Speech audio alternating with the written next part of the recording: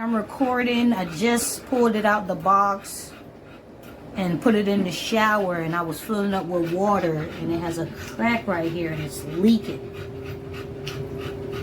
This is not supposed to do that. And this is my first time using this machine.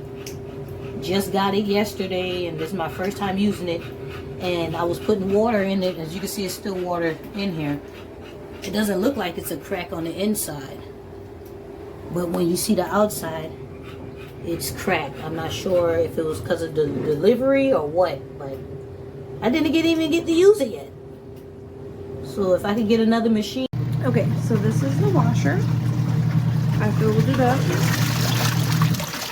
And look at all that gross, nasty water. Disgusting.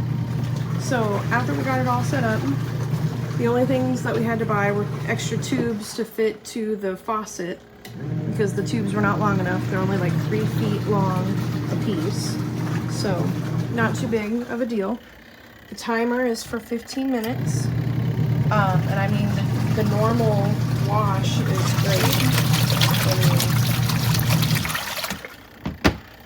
And then you just put it in here.